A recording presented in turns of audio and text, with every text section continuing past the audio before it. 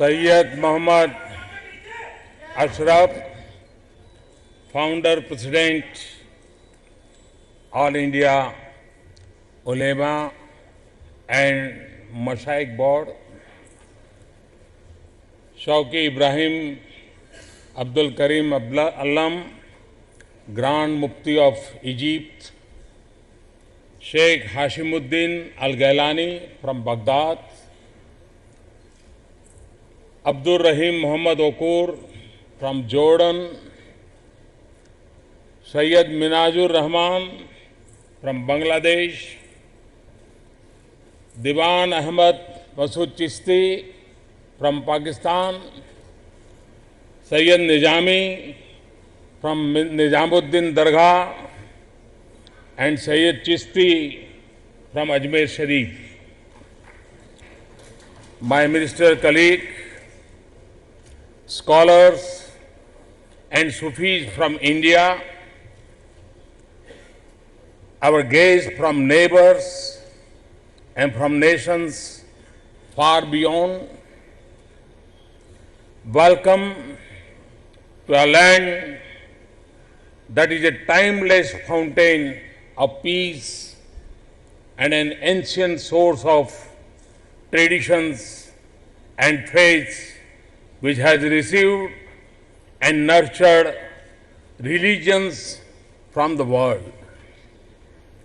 Welcome to a people with an abiding belief in Vasudhaiv Kutumbakam. The world is one family. A belief in harmony with the message of Holy Quran, that mankind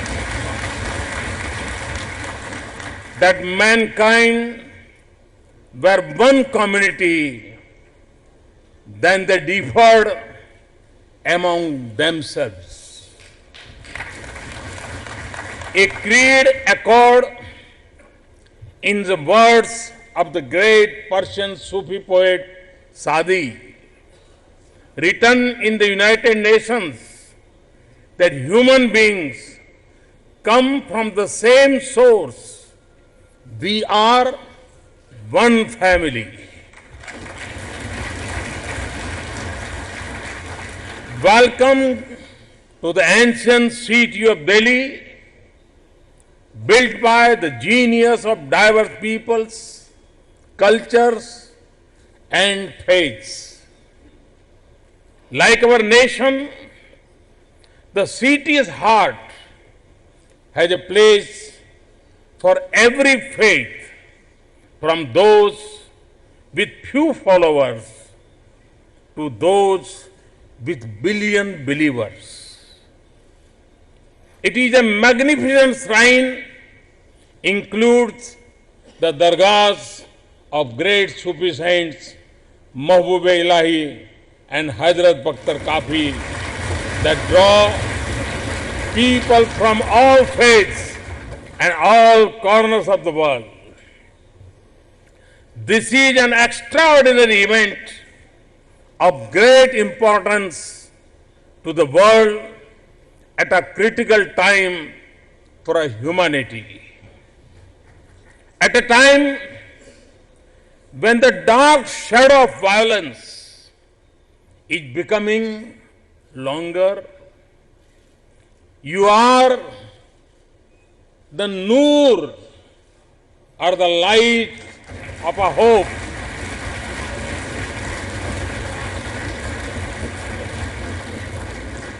When young laughter is silenced by guns on the streets, you are the voice that heals. In a world that struggles to assemble for peace and justice, this is an assembly of those whose life itself is a message of peace, tolerance, and love.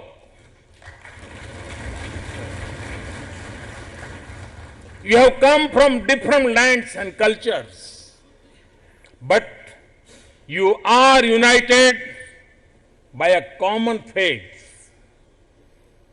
You speak different languages, but they blend together in a message of harmony. And you represent the rich diversity of the Islamic civilization that stands on the solid bedrock of a great religion.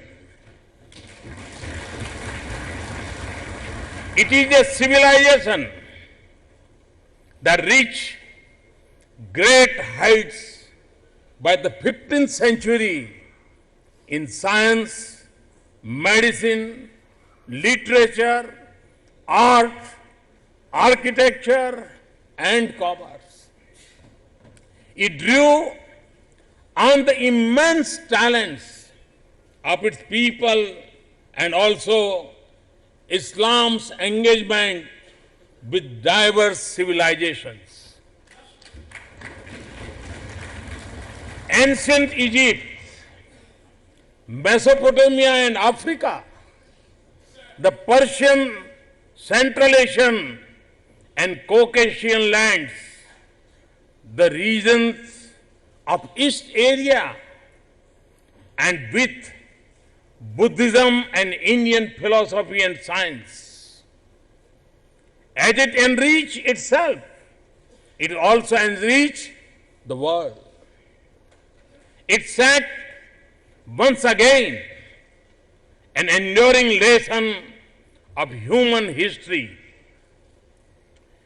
It is through openness and inquiry, engagement and accommodation, and respect for diversity that humanity advances, nations progress, and the world prospers.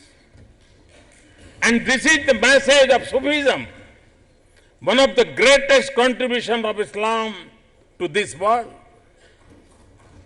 From its origins in Egypt and West Asia, Sufism traveled to distant lands, holding aloft the banner of faith and the flag of human values.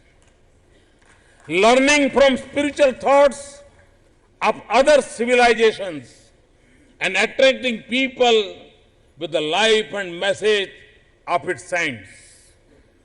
In the different settings of Saharan Africa or in Southeast Asia, in Turkey or in Central Asia, in Iran or India, Sufism reflected the universal human desire to go beyond the practice and precepts of religion for a deeper unity with Almighty. And in that spiritual and mystical inquiry, Sufis experience the universal message of Almighty. That perfection in human life is reflected in the qualities that are dear to God.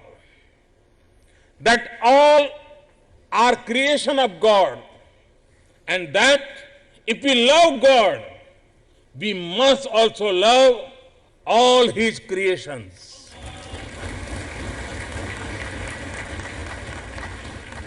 As Hazrat Nizamuddin Auliya said, Almighty holds dear those who love Him for the sake of human beings and those who love human beings for the sake of Almighty. This is the message of oneness of humanity of all of Almighty's creations. For the Sufis, therefore, service to God meant service to humanity. In the words of Khwaja Moinuddin Chishti, of all the worships, the worship that pleases the Almighty God the most is the grant of relief to the humble and the oppressed. In a beautiful imagery of human values, he said, human beings must have the affection of the sun, the generosity of the river, and the hospitality of the earth, because they benefit us all without discrimination and distinction among the people. And its humanism also upheld the place and status of women in society. Above all, Sufism is a celebration of diversity and pluralism expressed in the words of Hazrat Nizamuddin Aulia, that every people has its own path of truth, beliefs and focus of reverence. These words reflect the divine message to the Holy Prophet that there is no compulsion in religion, and also that to every people we have appointed ways of worship which they observe, and it is in harmony with the soul of bhakti, saying in the Hindu tradition, into the bosom of the one great sea flow streams that come from hills on every side. In the wisdom of Bullhe Shah, Lord is mixed in every heart. These values are the need of our times. This is the reality of nature. We learn this wisdom in the perfect balance and harmony that exists in the vast diversity of a forest. Its message is beyond the confines of schools and sects. It is a spiritual quest that traces its origin from the Holy Prophet and the fundamental values of Islam, which literally means peace.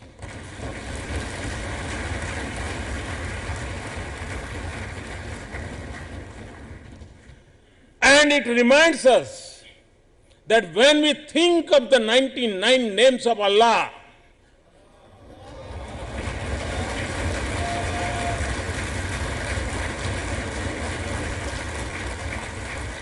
none stands for force and violence. And that the first two names denote compassionate and merciful. Allah is Rahman and Rahim.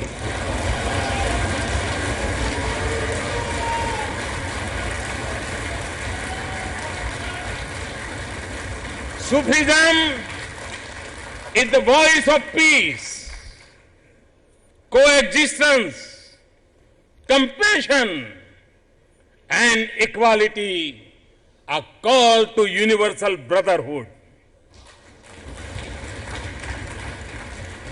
And just as India became a principal center of Islamic civilization, our nation also emerged as one of the most vibrant hubs of Sufism.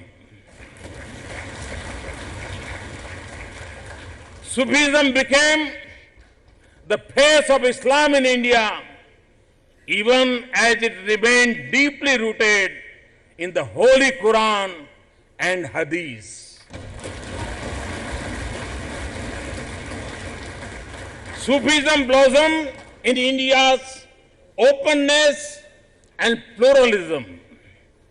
It engaged with her spiritual tradition and evolved its own Indian ethos. And it helped shape a distinct Islamic heritage of India. We see this heritage in the fields of art, architecture, and culture that is a part of the fabric of our nation and our collective daily lives. We see it in the spiritual and intellectual tradition of India. It helps strengthen the inclusive culture that is our great nation's immense contribution to the cultural tapestry of this world. In Baba Farid's poetry or Guru Granth Sahib, we feel the same spiritual connection.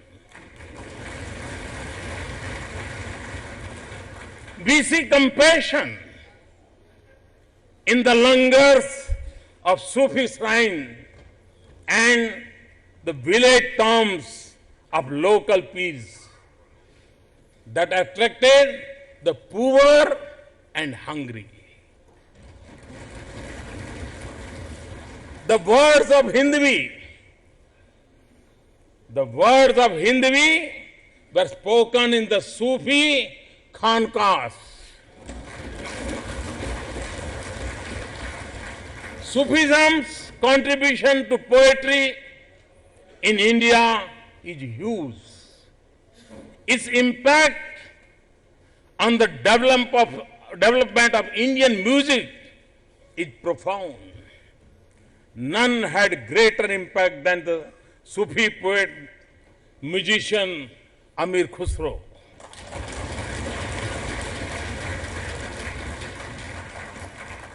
8 centuries later, his poetry and musical innovation continue to be a part of the soul of Hindustani music. No one had spoken of Indian music with such passion as he had. Who else could have expressed love for India so beautifully as he did? But India, from head to toe, is a picture of heaven. Adam came from the palace of paradise. He could only be sent to an orchard of fruits, that is India.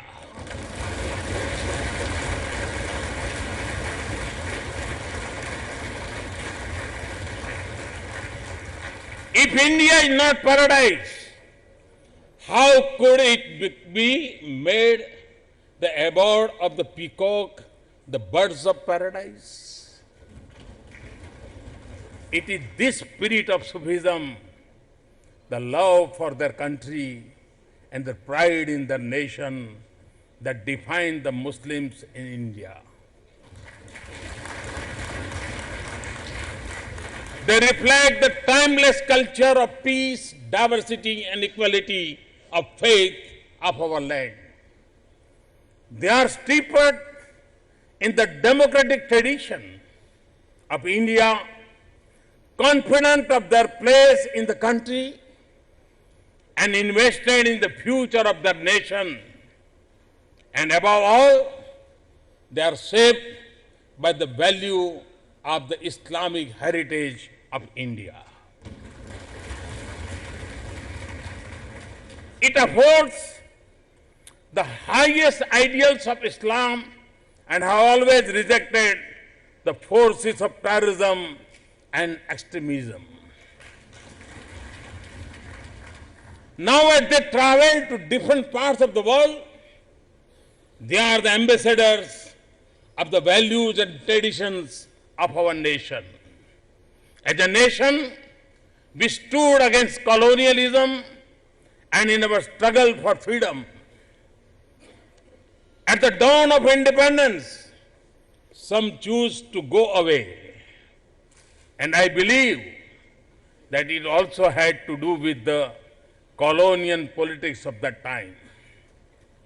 The tallest of our leaders such as Maulana Azad and important spiritual leaders such as Maulana Hassan Madni and millions of ordinary citizens rejected the idea of division on the basis of religion.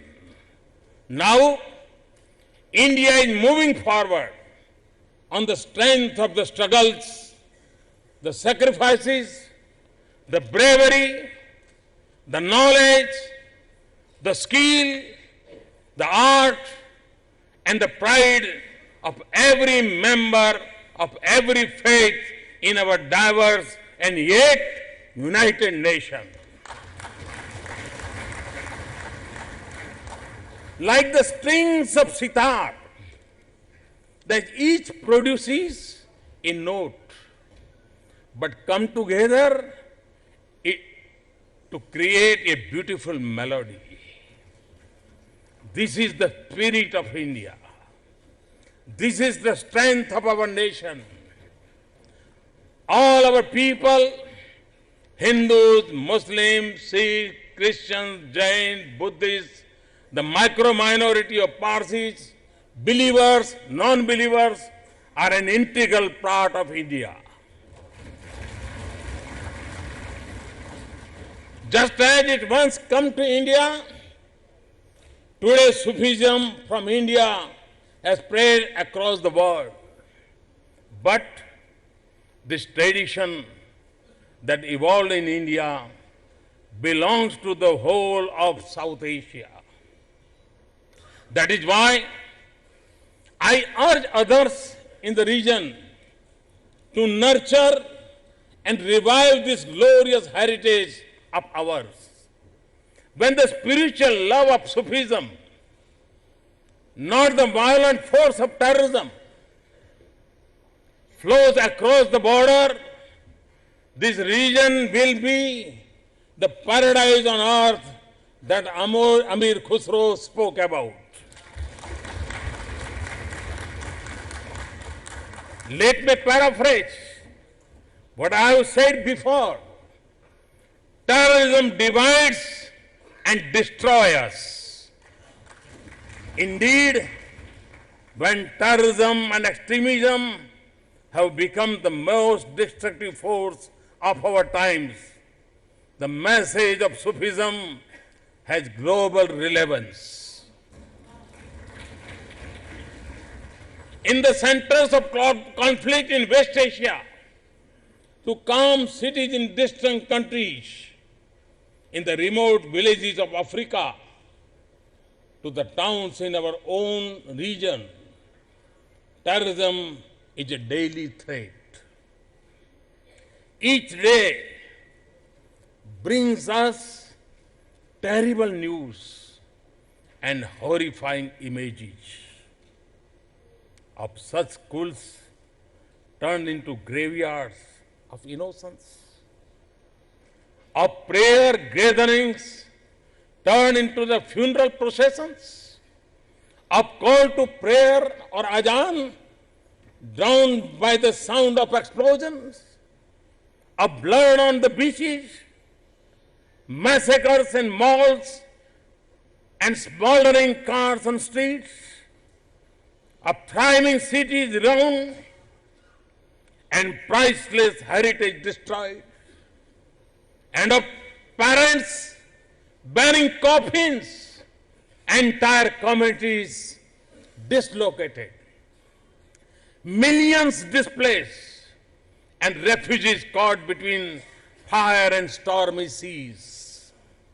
In this digital century of new promise and opportunities, the reach of terror is growing and its toll is rising every year. Since the beginning of this century, tens of thousands of families have lost their loved ones in thousands of terrorist incidents globally.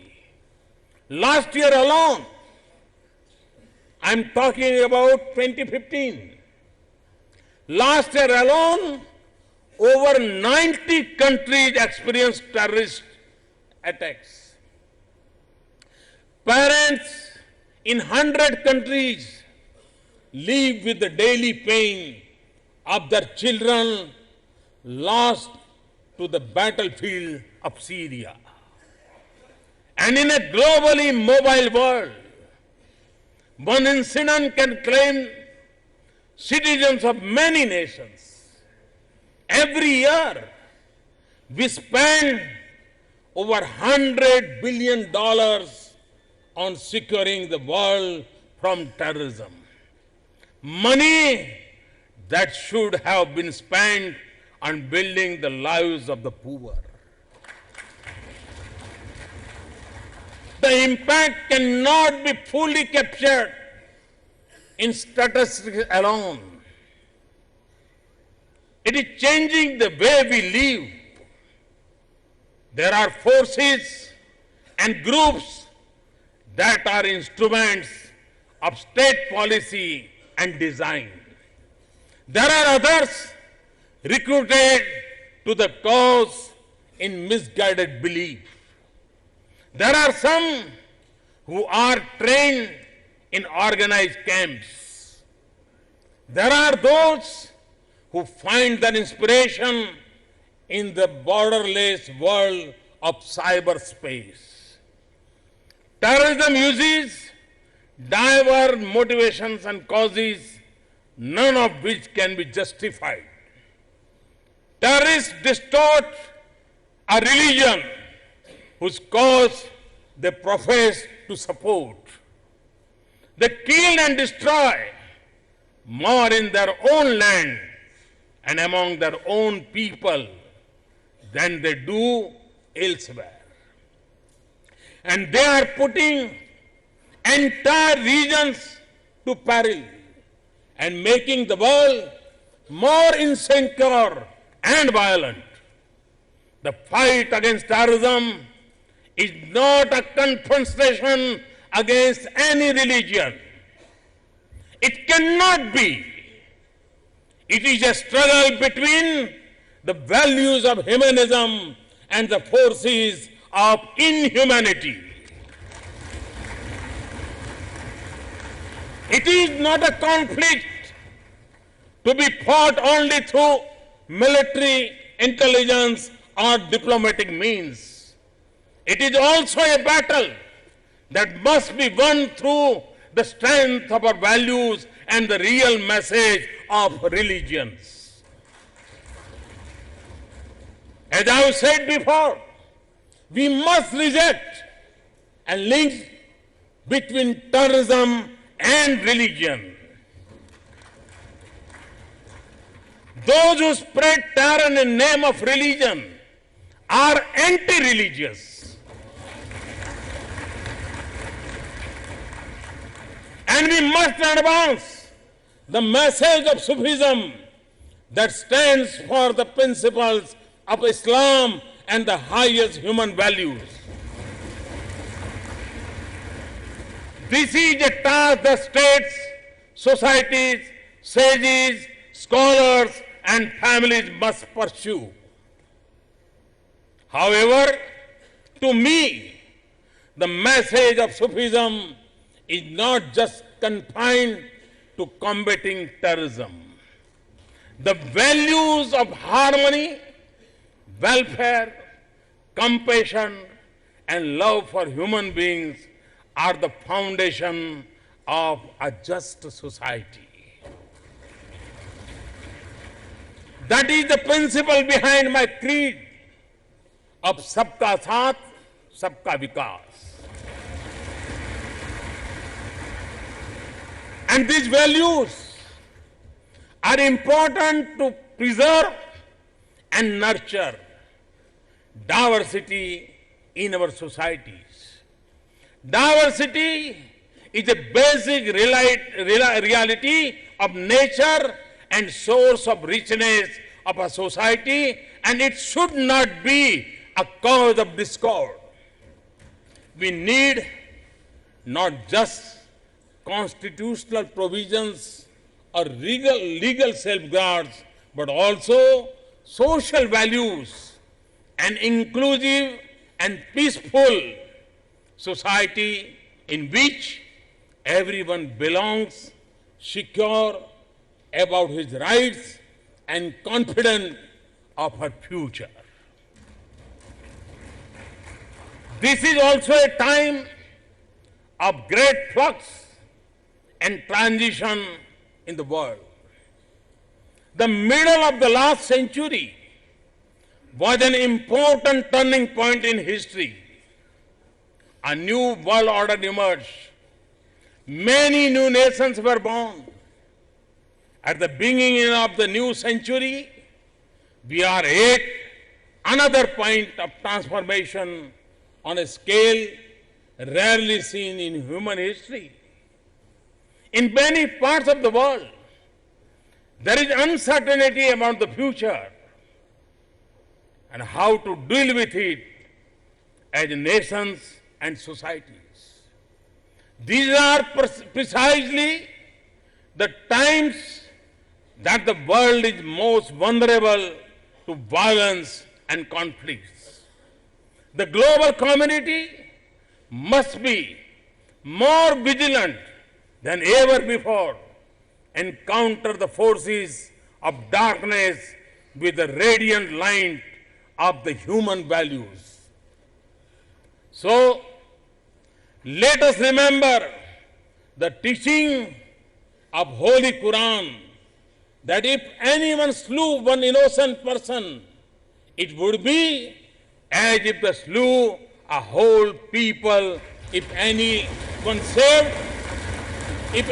saved one life, it would be as if saved a whole people.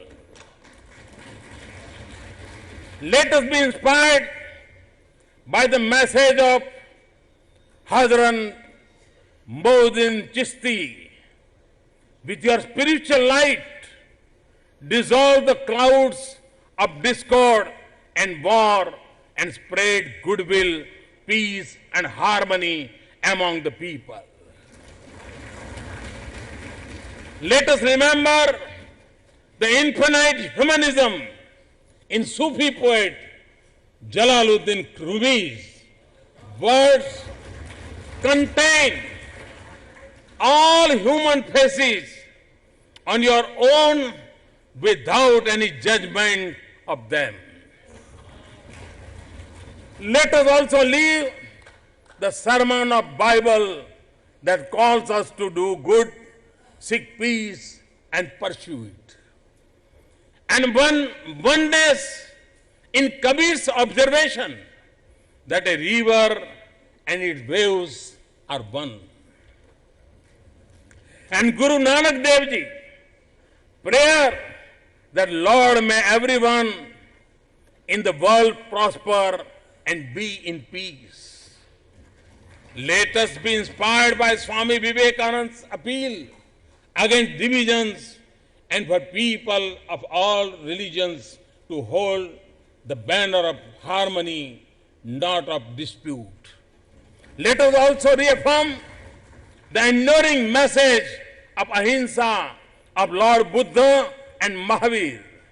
And from this forum, in this land of Gandhi and of timeless prayers that always end with invocation of Om Shanti, Shanti, Shanti, peace, peace, peace.